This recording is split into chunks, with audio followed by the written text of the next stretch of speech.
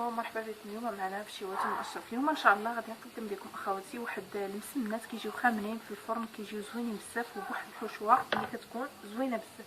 هنا اخواتي كما كتشوفوا عندي البصله مقطعاها كما كتشوفوا مربعه رقيقه بزاف. البصله بوحدها راني دايرها في المقلاة، غادي نضيف عليها الملح وغادي نشعل عليها البوطه ديالي حتى كطيح مزيان. وهنا كما كتشوفوا موجده واحد الكميه قليله نتاع الشحمه نتاع الكلاوي حتى هي مقطعاها مربعات صغار، وعندي واحد 2 معلقات ولا 3 نتاع المعدنوس. هنا اخواتي غادي ندوزو للعجين. العجين شنو كنصح فيه؟ هنا عندي 2 جباب نتاع الدقيق الابيض، وعندي هنا جبانيه عامره نتاع دقيق القمح كما كتشوفوا، دقيق القمح الكامل. انا راني محيده غير ديك الدقيقه الغليظه هي اللي محيداها. هنا كما كتشوفوا غادي نخلط الخليط مزيان وغادي نضيف ليه الملح على حسب الذوق. ها نضيف ليه واحد معلقه حتى لجوج نتاع السكر، وغادي نضيف ليه واحد نص معلقه هكا نتاع الخميره، وغادي نخلط العجين في الماء دافي. هنا كما تشوفوا جمعت العجين، غادي نحطو على طاوله العمل باش ما يبقاش ليا الكويرات تاع الدقيق هكا، وغادي نبدا نجمعو هكا. صافي غادي نجمعو غير جهد ما ميبقاش فيه الدقيق، وغادي نديرو يرتاح في هاد الجبانيه وندوزو نكملو بقيه الحشو. صافي هنا اخواتي جمعت ومبقاش فيه الكويرات نتاع الدقيق، وغادي نخليه يرتاح. هنا اخواتي كما كتشوفوا البصله ديالنا تشحرت مزيان، ضفت عليها هذيك الشحمه اللي كنت مقطعاها وضفت عليها داك المعدنوس، وهنا بقاو التوابل. هنا كما كتشوفوا عندي معلقه نتاع بودره السودانيه الحاره، معلقه نتاع الابزار الحمراء، معلقه نتاع الكمون، معلقه ما عمرش نتاع الخرقوم، ونص معلقه نتاع الفلفل الاسود، ونص معلقه نتاع السكينجبير. والملح راني ضفت، غادي نكتفي بهذاك القدر اللي ضفت في الاول مع البصله. غادي نخلط الخليط مزيان ننسجمو معاه التوابل، وغادي نخلي الحشوه تبرد. هنا اخواتي من بعد ما ارتاح المسمن تاعنا كما كتشوفوا جيت هنا قطعت 4 نتاع القويقات، والخامسه غادي نقطعها تكون كبيره عليهم شويه هكا، الحجم تاعها يكون كبير هكا. غادي نديرهم نقطع 4 نتاع القويقات يكونوا صغارين، والخامسه تكون كبيره. اخواتي هنا بالنسبه للمسمن تاعي ارتاح، وبالنسبه للحشوه راها بردت، درتها في التبصيل كما كتشوفوا هكا.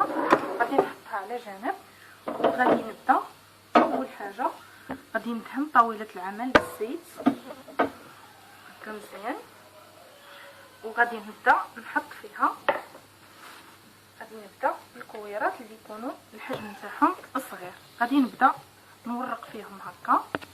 غادي نورقهم هكا كما كتشوفوا هكا. غادي ندير هكا حشوه ونوزعها عليهم هكا كامله في الجناب كما كتشوفوا.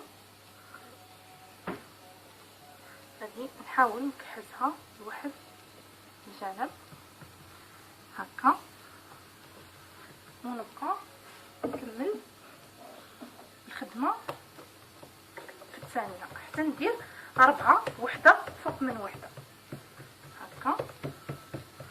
نبسطها اول حاجه، ندير هكا فوق منها،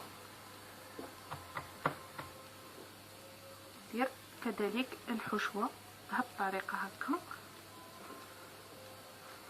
نحاول انني ندهنها كامله في الجناب هكا، وندير الكويره الثالثه دابا كذلك حتى هي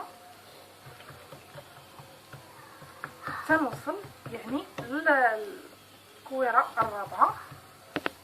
بالنسبه لهنا اخواتي درت 4 نتاع المسنات وحده فوق وحده، والحشوه هنا جبت اللاطه اللي غادي ندخلها للفرن دهنتها زيت مزيان، وغادي نجيب هنا كما تشوفوا الكويره الخامسه، وغادي نبسطها في المقلاة. غادي نورقها مزيان مزيان في المقلاة هكا كما كتشوفوا، يعني حتى كتاخذ ليا حجم كبير من هاد الكويرات اللي درت.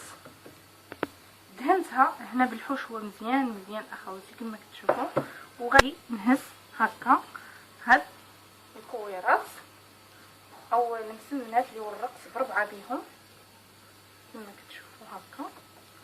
وغادي نبدا هكا نجمع المسمنه نتاعي هكا كامله. هنا اخواتي كما كتشوفوا كنلبسها كاملين هذوك المسمنات هكا. كنحاول انني ما باغيهاش تجي السمك تاعها شويه غليظ لانها فيها الخميره وهي راه غادي تطلع.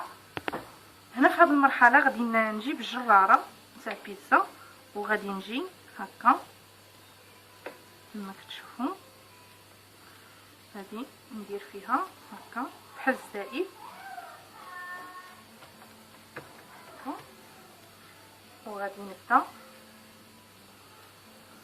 كما كتشوفوا نديرها